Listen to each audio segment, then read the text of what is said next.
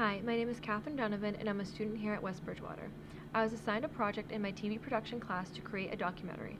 I have a 19-year-old brother, Graham, who has Down syndrome. Graham's journey has inspired me and has motivated me to create an informational documentary focused on the realities of special education in public schools. I also want to bring awareness to the injustices that students with disabilities sometimes face in the public school system. I wanted to create this documentary to inform future parents, educators, and anyone who wants to better understand and advocate for students with disabilities. I hope you enjoy. Hi, my name is Diana Donovan. I live in Rainham. I am the mother of a 19-year-old son named Graham, and Graham has Down syndrome. I found out that Graham had Down syndrome after he was born, so that was obviously, difficult, and you go through a sort of a grieving process. Um, and my experience was a little bit odd because in my first trimester, I had had a lab test that indicated that maybe there was a chance. I had a 1 out of 100 chance of having a child with Down syndrome. I didn't know the sex of the baby. And we chose not to do any further testing. And then once he was born,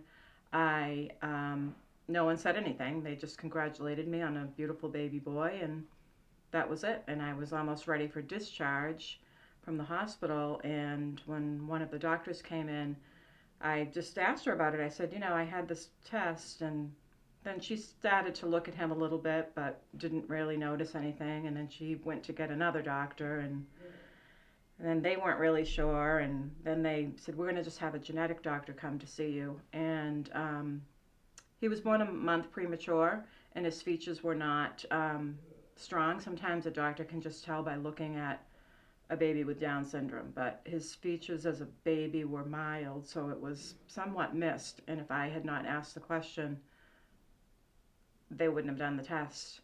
I would have found out obviously later, maybe a month later, maybe a couple of months later.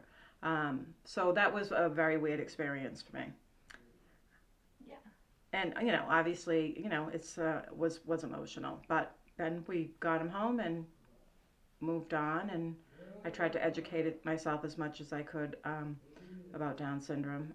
And then there were things that we were fortunate with. A lot of babies with Down syndrome have cardiac issues and end up having to have heart surgery, and he did not have that. So. Hello, my name is William Donovan. I live in Rainham, Massachusetts, and I have a son, Graham, who has special needs. It was very devastating when we found out at birth that Graham was diagnosed with Down syndrome. And initially, it was a very difficult diagnosis for me and my wife, Diana. However, as time went on and Graham grew up, we realized that the diagnosis was really not that big deal of a deal. And Graham was a wonderful part of our life. So right from the start, early intervention came in, and they worked with Graham. They would come into the house and just work on really baby skills. And early intervention goes until age 3, and then the public school takes over. So I had the support of early intervention, and so obviously then when he went to preschool, that was very difficult because you're a mother and you're giving, your child over to someone else. And that was hard. But I will say that he had a wonderful preschool teacher. She came out to my house, and, we talked, and she explained everything about preschool. And the early years, I think, are easy because kids are just kids, and they really don't, they just want to play and be friends, and inclusion is wonderful at that age.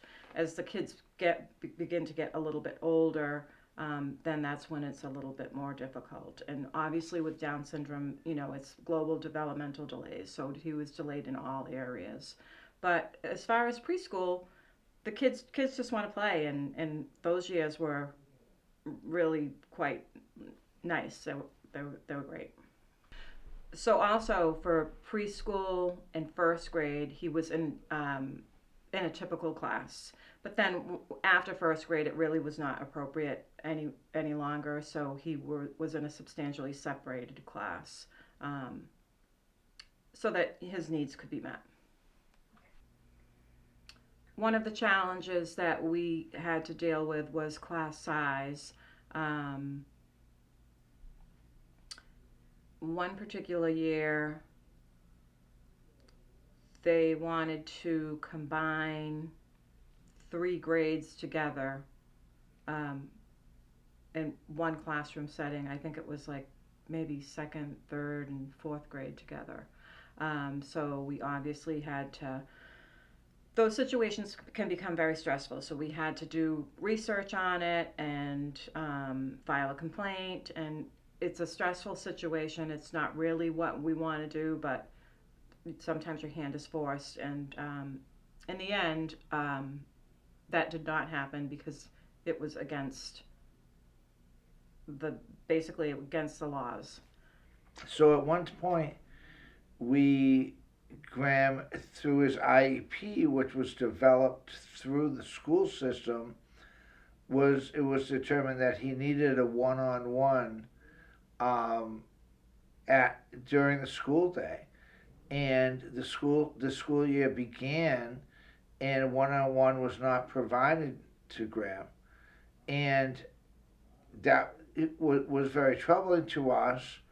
We tried to contact the school system, and our phone calls were not returned. Actually, I had to go into the superintendent's office and meet with the superintendent of schools and provide her a copy of the law that showed that the IEP had to be followed. And then a week or so later, he was given a one-on-one, and that is one example of the struggles that we have faced over the years with the school system trying to get Graham's needs met.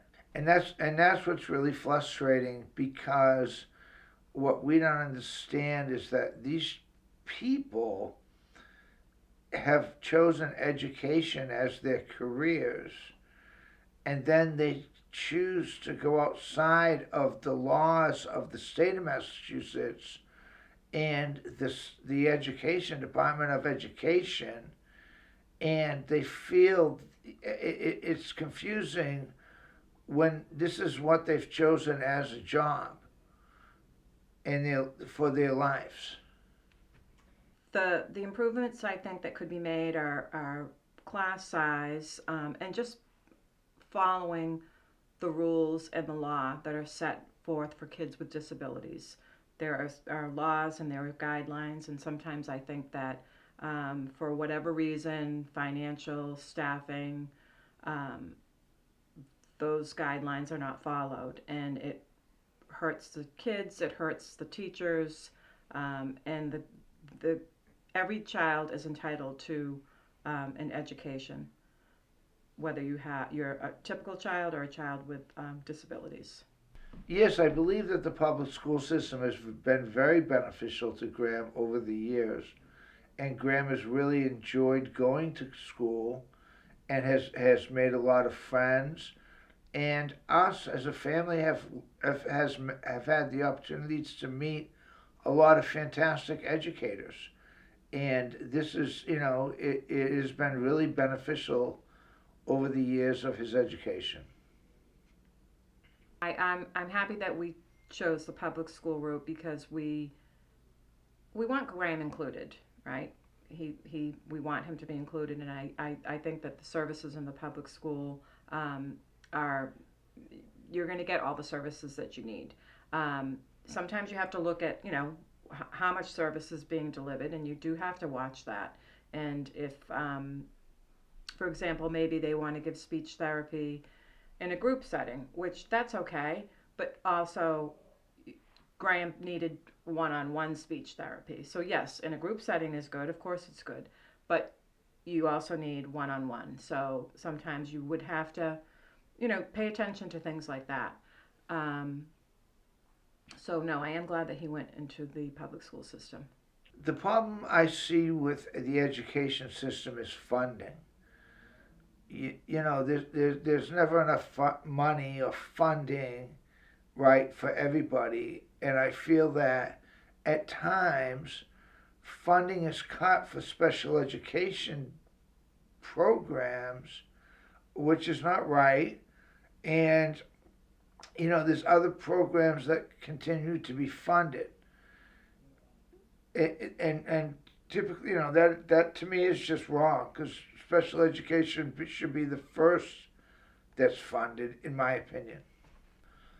I think what is upsetting to me is that the hands on educators that we have dealt with over the years have all been fantastic.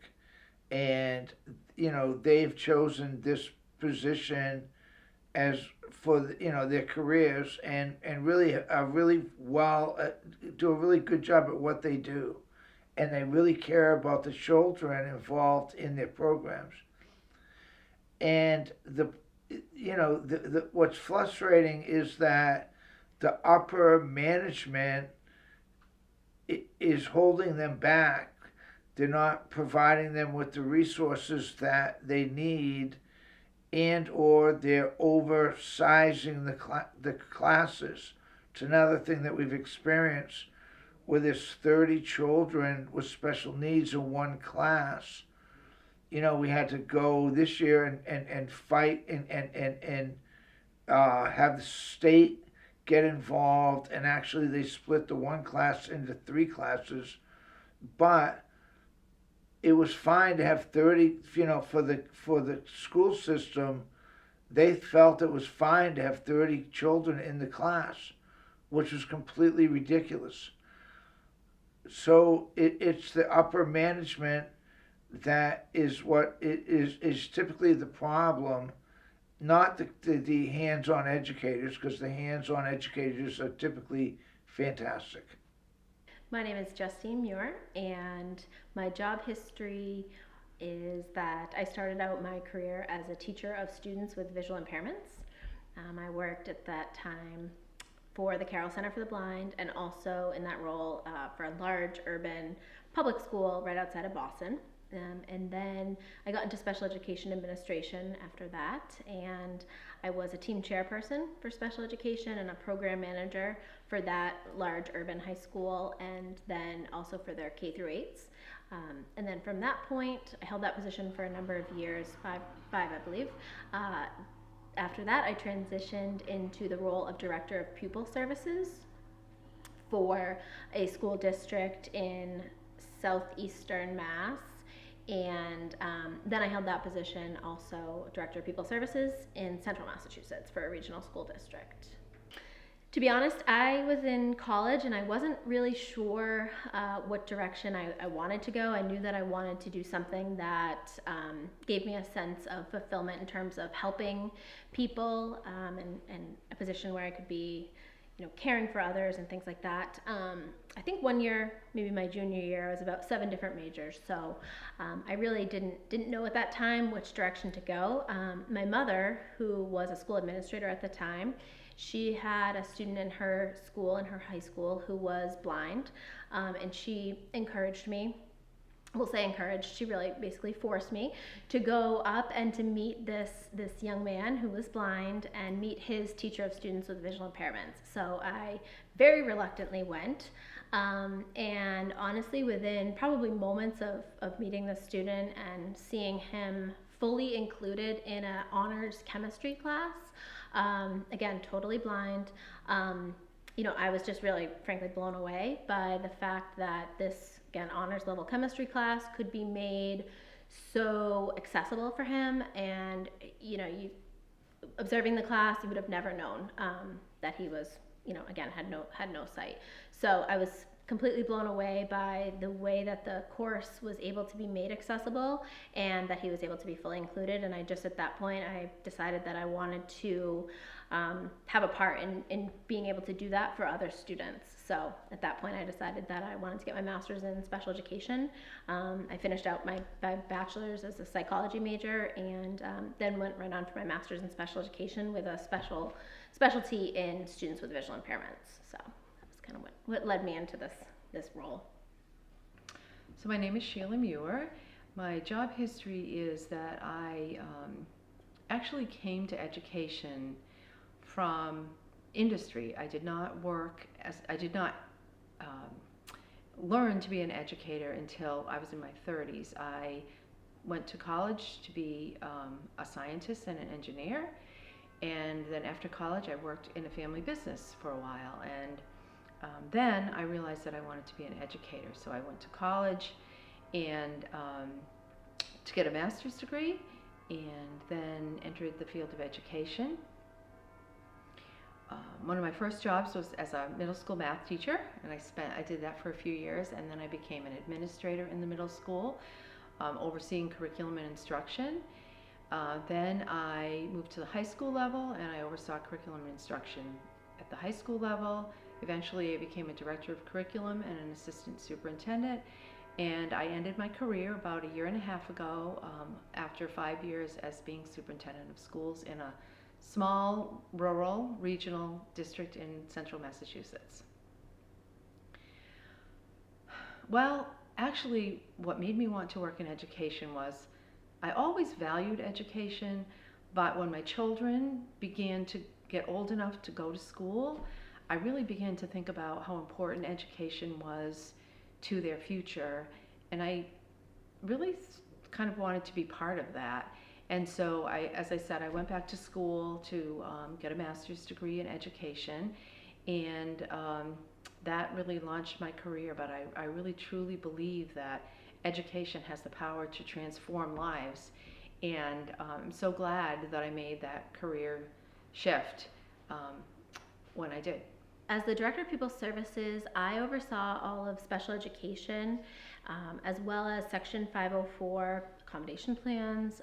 I also oversaw all of the clinical and related services, things like our counseling supports, school psychology, some of the related services, speech and language, occupational therapy, things of that nature. So I really, anything that was student needs based was part of my position as Director of People Services. And I think what I really loved most about it was the opportunity to make a real impact on students' lives, particularly those students who needed additional support in one way or another. So I had the privilege of working really closely with families and educators and other school staff, of course, to really ensure that students with disabilities had access to resources and accommodations and any opportunity that they needed to survive, to thrive. I also enjoyed the problem-solving aspect of the role. So every student is so unique and so different. It was incredibly rewarding for me to collaborate with my teams and again with families and just their teams of educators and support staff to really come up with different solutions and creative solutions to meet every student's individual needs. So seeing students succeed, whether it was through improved academic performance or increased independence, or even just becoming more of a member of the school, more included in the school community. That was really a very fulfilling part of my role. Additionally, I appreciated the leadership role that I played in shaping policies and some of our programming for students. It was really rewarding to be able to advocate for better support systems, professional development for our educators and staff, and really to shape our inclusive practices that, frankly, they benefited all students in the school community. So not only students with disabilities, but students without as well.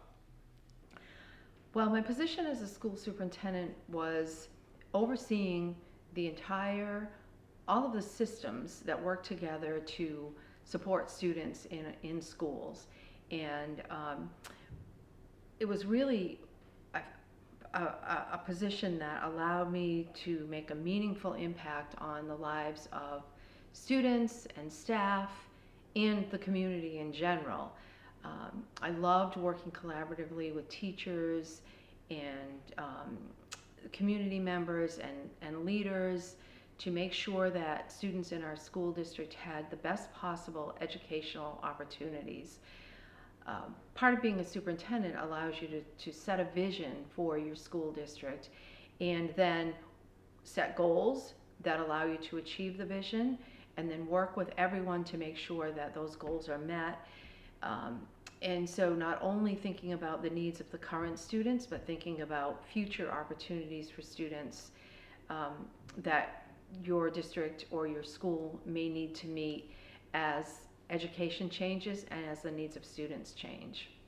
So one of the most important things that superintendents do is impact programs that support students. And so I found it very, very rewarding to be able to create new programs in our school district that would meet the needs of all of our students and prepare them for future success once they left our school district, whether they were going into the workforce or whether they were pursuing college or careers. We wanted to make sure that as many doors as possible were open to our students once they were left our school district, and to make sure that they were good citizens and informed citizens as they become adults. I worked really closely with the special education director, and I always made it a priority to make sure that our special education department was provided with resources and support and the leadership that was necessary to provide high quality services to students with disabilities. I worked closely with the teachers and building administrators and also with families to identify areas where support for students with disabilities might need to improve, and then to work to make those enhancements to our student services department. Some of the things that we did in our school district were we increased funding for specialized programs, and we created new specialized programs for students with disabilities when we saw that there was a need that our school might not be providing exactly what students needed. I also provided a lot of professional development for educators in helping them to understand how to support students with disabilities in the inclusion setting. I really was passionate about making sure that our schools had a culture of inclusion, and that we were actually going beyond just meeting legal mandates that were set out by the state and federal government, that we were making sure that we were actually providing as much individualized support as we possibly could for our students with disabilities. I would say that funding in education as a whole could certainly always be improved. Special education is no exception to that. I would say one of the biggest challenges with special education funding is that school budgets are set and approved many times, nearly a year in advance. So superintendents, business directors, business managers, and directors of pupil services or special education, like the role that I was in, we all, we make our best projections and we run tons of different budget scenarios.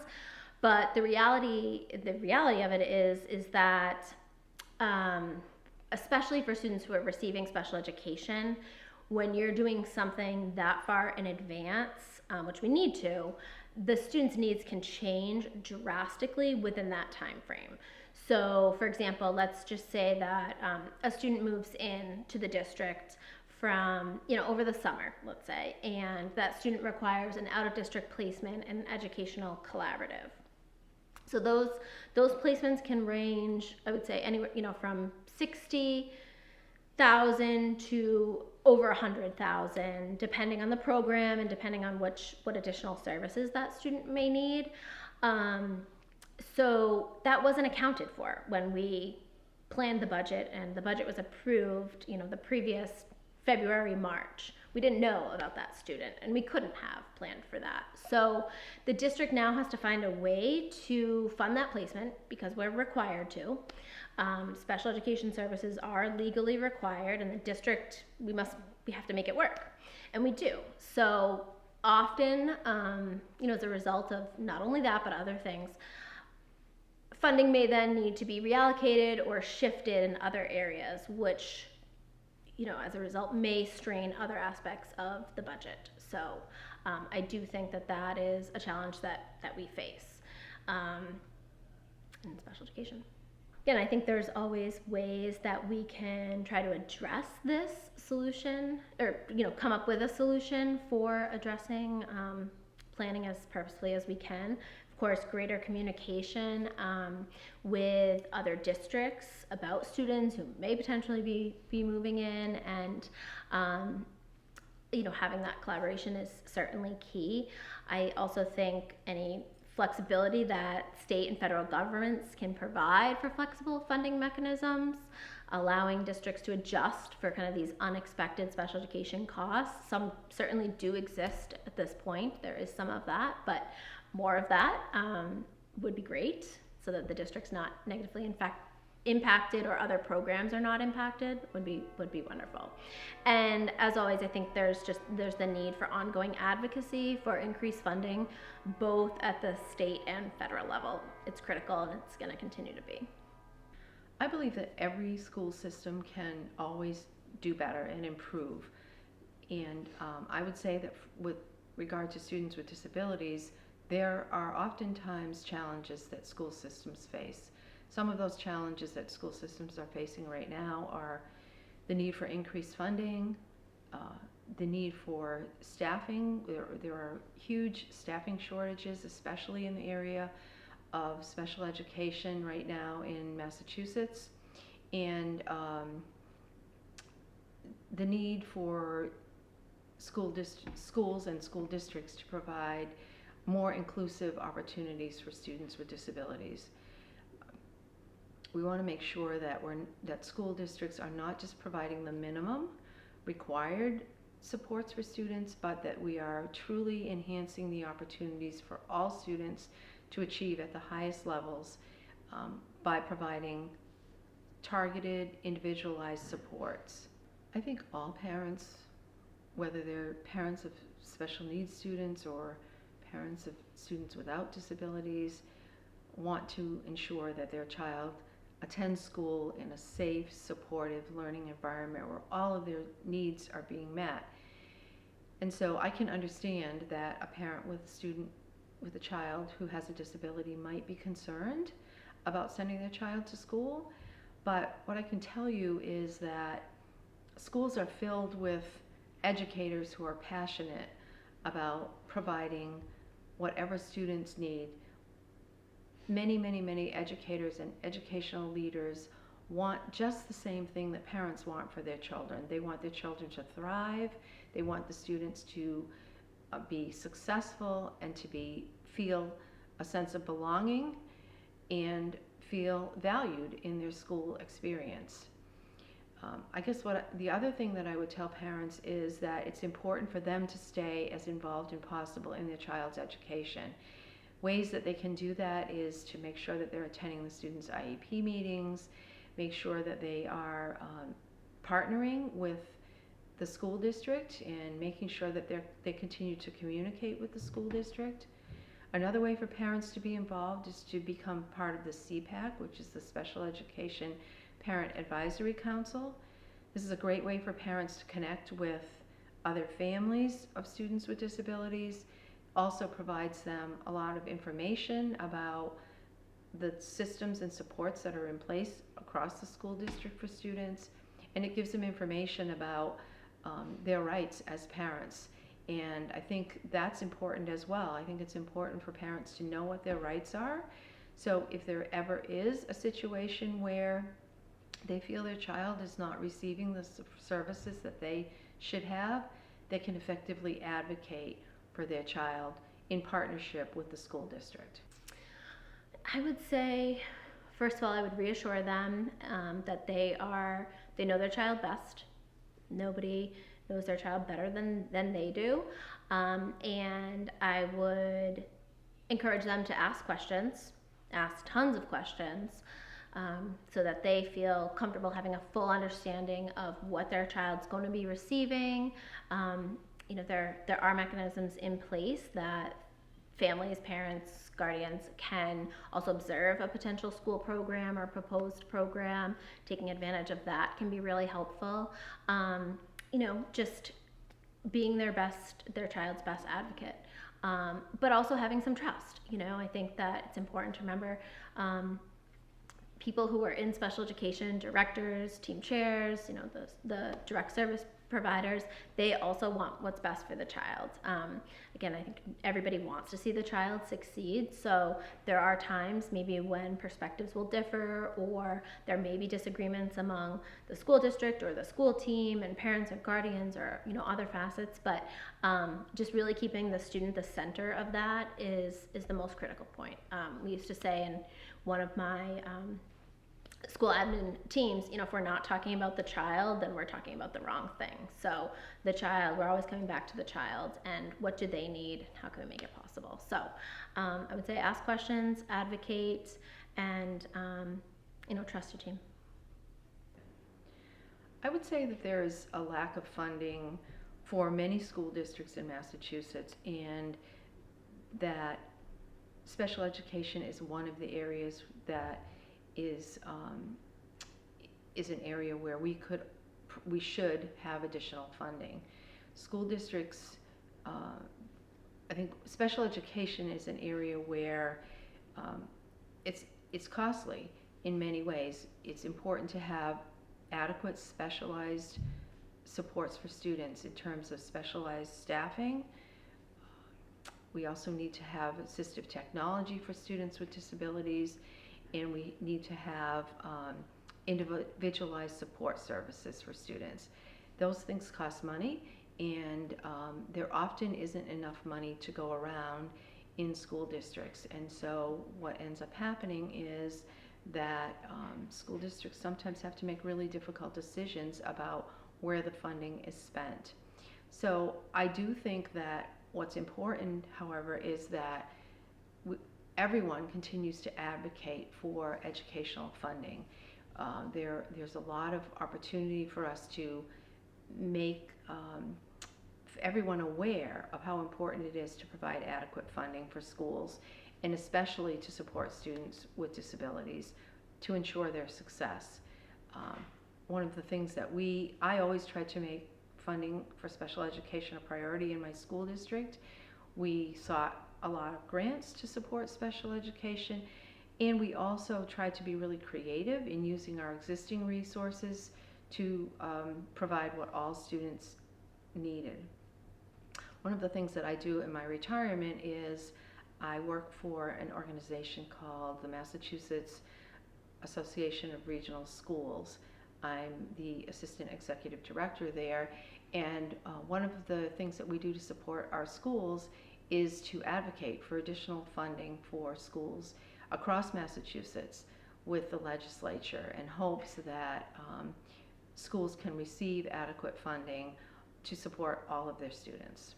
So inclusion is far more than a legal mandate. It is a belief system that all children, all students deserve to be included in the least restrictive environment and to learn alongside their peers.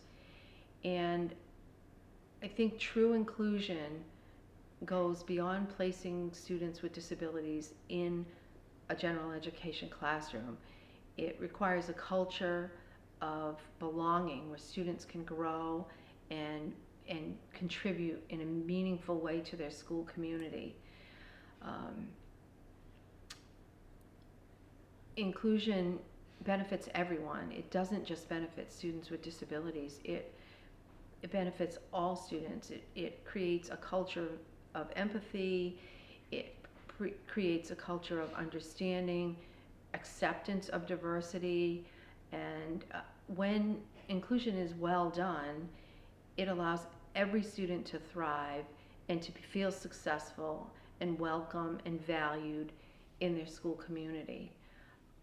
Another thing that I do in my retirement is I work with school districts as a consultant to help improve their inclusion opportunities for students. I love working with teachers around inclusion and helping them to provide the best possible learning environment for all students in their schools.